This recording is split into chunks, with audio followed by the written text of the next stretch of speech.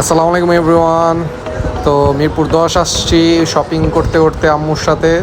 তো আজকে ঢাকার অবস্থা দেখাবো। তো আমার রাঙামাটিতে মাউন্টটা নষ্ট হয়ে গেছে, তাই মিরপুর 10 আসছি মাউন্ট কিনতে, একটা হেলমেট মোবাইল মাউন্ট, যেহেতু আমি এখনও আমার নতুন ক্যামেরা কিনা হয় নাই। তো ঈদের পর নতুন ক্যামেরা কিনবো, এতদিন আমি আইফোন দিয়ে ভিডিও চালিয়ে যাব। তো আজকে কি অবস্থা দেশের, যানজটের কি অবস্থা এখন সেটাই আমরা জানবো।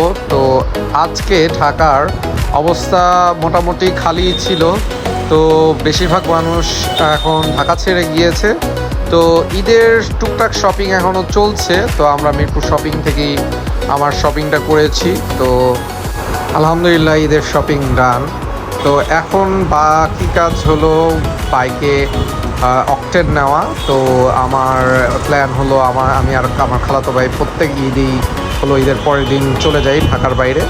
তো এই যে ফিলিং স্টেশন এখন বন্ধ, তো রাত 12টার পর তো অকটেন দেওয়া শুরু হবে। তো তারাও চিন্তা করলো যদি এখন খোলা রাখে তাহলে অনেক মানুষ আসবে যারা কিনা ঢাকার বাইরে যাওয়ার জন্য ফুল ট্যাঙ্কি করবে। তো তাদের শর্ট পড়ে যাবে, শর্ট অলরেডি পড়ে গিয়েছে।